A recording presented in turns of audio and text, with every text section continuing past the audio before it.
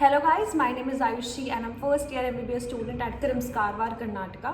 सो इस point of time पे बहुत सारे बच्चों को और नीट एस्पिरेंट्स को ये प्रॉब्लम रहती है कि हम रिवाइज कैसे करें, हम मॉक टेस्ट दें कि हम रिविजन करें, कि हम PYQs करें, कि हम थोड़े एक्स्ट्रा क्वेश्चंस लगाएं।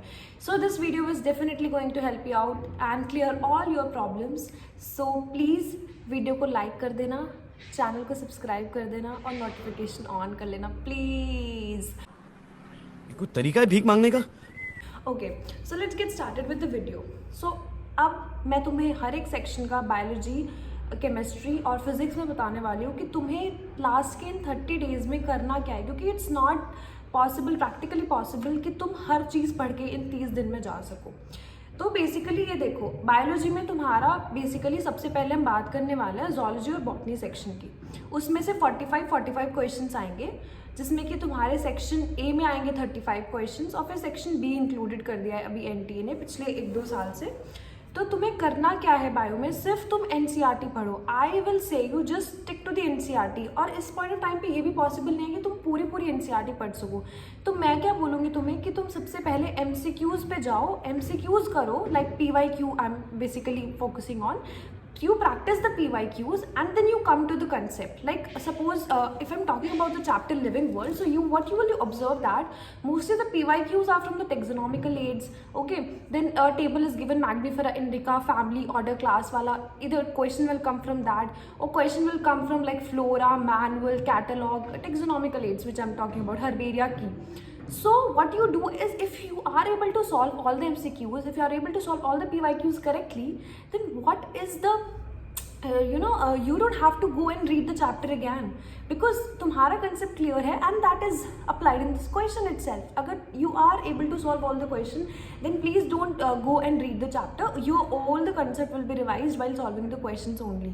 For chapters like plant kingdom, animal kingdom, morphology, you have to just learn the examples, and that you have to by heart it. There is no other, either if you can by heart it by learning some mnemonics. In animal kingdom, I will be just specific to the examples and the characteristics of the phylum. Question come from that only. Match the following question comes. Then sometimes Annelida से question आ जाता है, segmentation, ये कुछ भी characteristics दे के पूछ लेंगे कि कौन कौन इसका example नहीं है. And please read the question correctly. कई बार क्वेश्चन में ऐसे पूछते which are not the example of the following and you get confused with the which are the example of the following. So please question को सबसे पहले correctly read करो, क्योंकि question read करने में ही बहुत सारे बच्चे गलती कर देते हैं इस पॉइंट ऑफ टाइम पे, क्योंकि वो पेपर में नर्वस होते हैं और फिर क्वेश्चन गलत रीड करके तुम 5 नंबर लॉस कर लोगे अपना। तो इसलिए प्लीज़ पेपर को थोड़ा कामली पढ़ो, जितने भी मॉक टेस्ट दे रहे हो कामली सॉल्व करने की कोशिश करो। अगर हम आए केमिस्ट्री सेक्शन पे, तो बेसिकली केमिस्ट्री में फिजिकल से आते हैं 15-20 क्वेश्चन, वही ऑर्गेनिक से भी 15-20 क्वेश्चन आते हैं और इनऑर्गेनिक से 10-15 क्वेश्चन तुम्हें पेपर में मिलेंगे ही मिलेंगे। सो फिजिकल में क्या करना है तुमने, फिजिकल में अपने फॉर्मूलाज तुमने प्रिपेयर करे होंगे।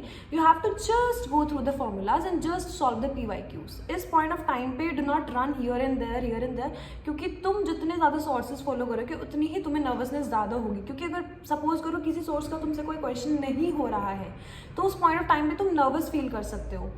और अगर मैं बात करूँ इनऑर्गेनिक की, तो इनऑर्गेनिक में अगर चैप्टर्स हो गए S ब्लॉक, P ब्लॉक, है ना, और हमारे हाइड्रोजन, इन सब से तुम जितने भी इक्वेशंस हैं उन्हें रिकॉल करने की, उन्हें लिख के याद करने की प्रैक्टिस करो। जैसे कि चैप्टर हो गया मेटलर्जी, तो उसका जो प्रोसेस है जोन रिफाइनिंग और ये सब जो लास्ट में प्यूरिफिकेशन वाले प्रोसेसेस हैं, और जो तुम्हारा वो गिवन है आयरन का जो प्यूरिफिकेशन Fe3O4 किसको हम बोलते हैं, पिग आयरन किसको हम बोलते हैं, wrought iron which is the purest form of iron which is wrought iron itself. तो ये सब MCQs के फॉर्म में आते हैं। फिर उसमें एलिंगम डायग्राम गिवन है, वो बहुत इंपॉर्टेंट है।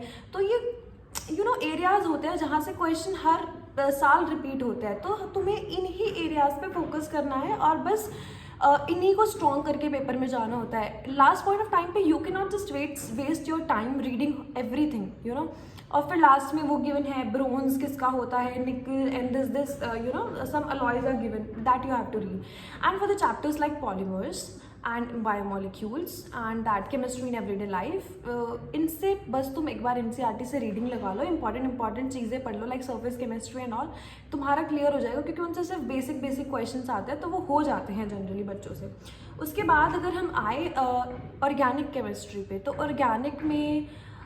Organic I will say that अगर तुमने पहले से ही पढ़ी है तो it is beneficial to study organic at this point of time because it has a lot of name reactions and mechanisms. You just have to by heart name reactions and mechanism. That's it for organic. You are done and dusted. लेकिन अगर तुमने mechanisms नहीं पढ़ी हैं तो मैं सिर्फ इतना बोलूँगी कि एक पेपर लो, पेन लो, 2-3 घंटे का टाइम लो और जितनी भी नेम रिएक्शंस हैं सब उस पर लिखो और उन्हें रोज़ रात को सोने से पहले एक बार पढ़ लो। That's it. और पेपर से 1 महीना पहले प्लीज़ अपना एक स्लॉट फिक्स कर लो कि मुझे इतने से इतने स्लॉट के लिए इनऑर्गेनिक पढ़नी ही पढ़नी है, क्योंकि इट्स नॉट लाइक तुम पेपर से पहले अगर रिवाइज करके भी जाओगे you tend to forget things. So इसलिए प्लीज़ एक स्लॉट डिसाइड कर लो, उसमें ऑर्गेनिक और इनऑर्गेनिक रोज पढ़नी है। इनऑर्गेनिक में एस ब्लॉक पी ब्लॉक की रिएक्शंस और ऑर्गेनिक में you have to study the name reactions. Okay, अब हम आते हैं फिज़िक्स से बहुत बच्चे डरते हैं कि फिज़िक्स नहीं हो रही है, फिज़िक्स कैसे करनी है। तो फिज़िक्स बहुत डिफ़िकल्ट भी नहीं है, बहुत इजी भी नहीं है, इट्स अ मॉडरेट सब्जेक्ट। तो मैं बोलूँगी कि तुम सिर्फ नेम रिएक्शंस लिखो, sorry not name reactions, sorry guys, मैं फ्लो में बह गई। नॉट नेम रिएक्शन, सिर्फ फिजिक्स में तुम फॉर्मूला शीट बनाओ, फॉर्मूलाज लिखो और क्वेश्चन में PYQs ही प्रैक्टिस करो। That's it. ज़्यादा इधर उधर मत करो फिजिक्स में भी। ओके, सो अब बहुत सारे बच्चे ये सोच रहे होंगे कि नीट का पेपर आएगा कैसा, कि नीट 2020 में फिजिक्स ईजी आई थी, 21 में फिजिक्स डिफिकल्ट आई थी, तो इस बार नीट का पेपर कैसा होगा। मैं सिर्फ इतना बोलना चाहूँगी कि नीट का पेपर मॉडरेट आएगा। आई वुड नॉट से ईजी आएगा, क्योंकि तुम्हें भी पता है यार पिछली बार 18 - 18 लाख बच्चे बैठे थे नीट का पेपर देने के लिए। इस बार दैट काउंट में go to 20 lakhs। Yes guys, 20 lakhs जा सकता है। Control. And even above that, so please, competition is increasing day by day. So NTA will not set a easy question paper. It will set a moderate question paper. If it's keeping chemistry easy, then it will keep physics and zoology, botany section to a normal level. Like हमारे paper में जब मैंने exam दिया था तो physics was quite easy, but हमारे में biology section was a bit difficult, क्योंकि उसमें हमारे असर्शन रीजन इंक्लूड कर दिए थे। तो तुम भी प्लीज़ असर्शन रीजन पेपर में करके जाना practice. Do not skip assertion reason एक चैप्टर में से। And one more thing, please guys, please हाथ जोड़ के बोल रही हूँ, NCERT इंटेक्स के क्वेश्चन करके जाना। केमिस्ट्री में सेम टू सेम मेरे पेपर में 1 या 2 क्वेश्चन, रिमेम्बर इतना मुझे याद नहीं है, बट 2 क्वेश्चन, एक क्वेश्चन NCERT एग्जाम्पलर से, एक क्वेश्चन उससे NCERT इंटेक्स से रिपीट हुआ था। तो please guys NCERT Intex question करके जाना, पेपर में ज़रूर क्वेश्चन आएगा। वैल्यूज़ भी चेंज नहीं होते हैं, वैल्यूज़ भी सेम रहते हैं। तो ये कर लो और ज़्यादा इधर उधर मत करो, सिर्फ मॉक टेस्ट दो, ऑल्टरनेट डेज पे मॉक टेस्ट दो और उस मॉक टेस्ट को एनालाइज करो। और कोशिश करो कि तुम मॉक टेस्ट का टाइमिंग वही रख रहे हो जो तुम्हारा नीट का टाइमिंग है, 2 to 5। एंड फिर उसको अटेम्प्ट करने के बाद अपना मॉक टेस्ट एनालाइज ज़रूर से करना please guys, that is most important. बहुत सारे लोग मॉक टेस्ट अटेम्प्ट कर लेते हैं बट एनालाइज नहीं करते हैं। So please analyse your mock test and तुम्हारा नीट का पेपर अच्छा होगा। बस पॉजिटिव रहो और अपनी हेल्थ को भी साथ में ध्यान दो। बहुत सारे बच्चे अपनी मेंटल और फिजिकल हेल्थ पे ध्यान नहीं देते हैं, ज़्यादा पढ़ते रहते हैं, तो ऐसा मत करना तुम।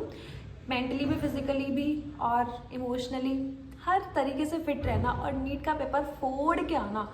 सब लोग वाइट कोट में दिखने चाहिए मुझे, जो भी नीट की तैयारी कर रहे हैं इस बार।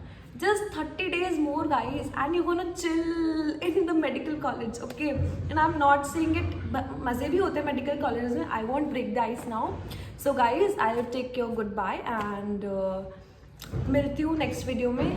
बहुत अच्छी वीडियो लेके आऊँगी next वाली, I promise. And till then, bye bye guys. Good luck for your exam.